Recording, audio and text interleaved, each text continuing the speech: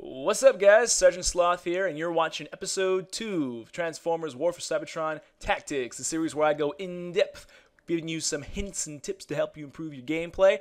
And today I got a pretty good score. It's flawless with the Scout, possibly the first ever flawless Transformers game posted on YouTube. Who knows, though, as far as I know, I'm possibly the only person devoting their channel to multiplayer gameplay commentaries being put up at a regular rate. Everybody else just sort of put up like 1 or 2 videos and they gave up on it, but I'm going to stick to it. So subscribe if you like these sort of things. So anyways, about flawless gameplays. Well, it's my personal philosophy that in a game like Transformers War for Cybertron, where you get so much health and where there's health pickups all over the map for you to go take, there's really little reason for dying in this game. You really shouldn't be dying, but at the same time, this game has a certain random nature to it, where you'll be finding yourself dying sometimes instantaneously, randomly, for no apparent reason. And, you know, I try to make this series to tell you how to avoid those situations or how to not die in those situations, but sometimes things happen that are just unavoidable.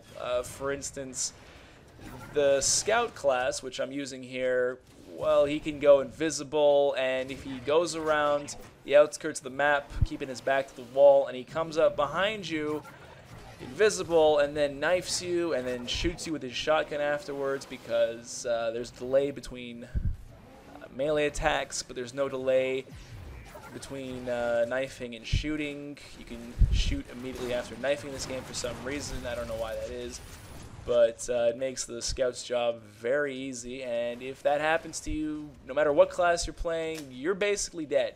It's over for you. There's nothing you can do about it.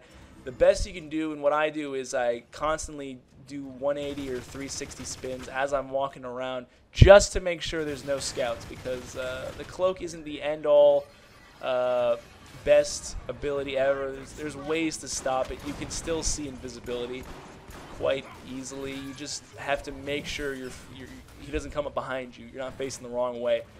So, also, on the subject of instant deaths, I don't know if this has happened to anybody, but one time I was playing a scientist, and a Scout on the other side of the map mark targeted me. If you don't know what mark target is, it's probably the Scout's best ability, second only to Cloak.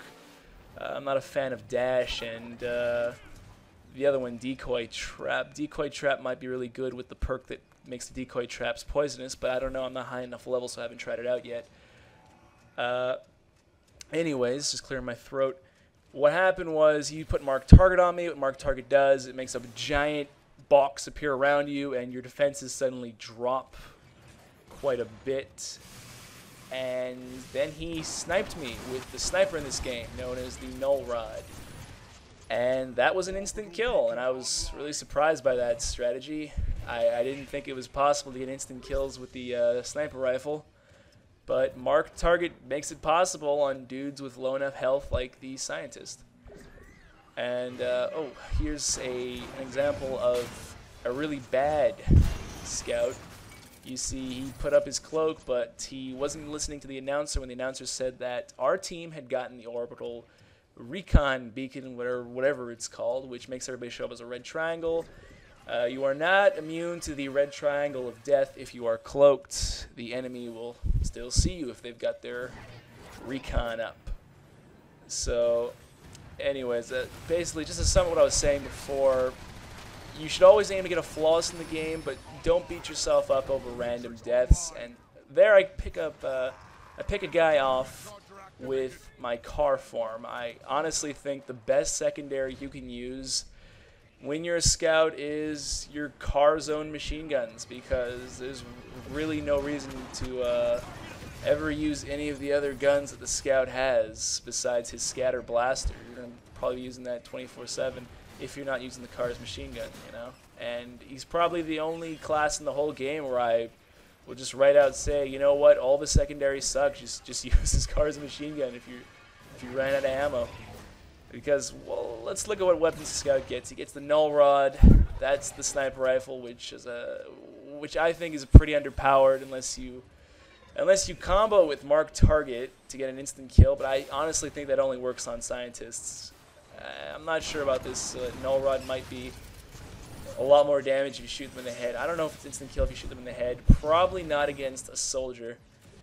Though honestly, I think Null Rods can just be annoying at most. I remember one game I was playing as a soldier and I got hit by a Null Rod from like across the map, and I lost 2.5 bars of health. Sorry. And then I go behind a column. I get some cover, and I'm like, okay, let me reassess the situation here. Let me try to figure out where the guy is. And then I lose another 2.5 bars because it turns out there's a second guy using Null Rod on the other side of the map. But I still got 1 bar of health, and I'm just standing there. I don't know where to take cover because there's 2 different guys with Null Rods from 2 different angles. So they have 2 different point of views on me. So stuff like that is kind of annoying when there's multiple Null Rod users on one team. Here, I don't know what the heck I was doing. I get lucky. Somebody picks off somebody who was trying to melee me there. You see, that was me getting way too in there, you know, because the game was almost over and we were just rampaging them. So I thought, you know what, might as well run in the middle. But scouts should never do that. Scouts, I think, should always stay on the outside of the map and just try to be stealthy. Take advantage of cloak. If you don't have your cloak, use Mark Target. Mark Target on a soldier or leader will make them get killed by a shotgun blast within a few shots. And about my perks, I don't know about the third one, but I'm using Health Matrix because it's really convenient to just heal every time you kill somebody, as opposed to having to go look for health pickups. And I'm using the, I forget the name of the perk. I think it's called, Surprise Attack.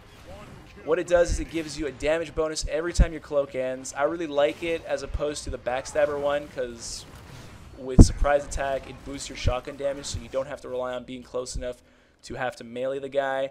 And also at the same time, if someone shoots you and your cloak ends, you still get that damage bonus that Surprise Attack gives you. And so that's the game.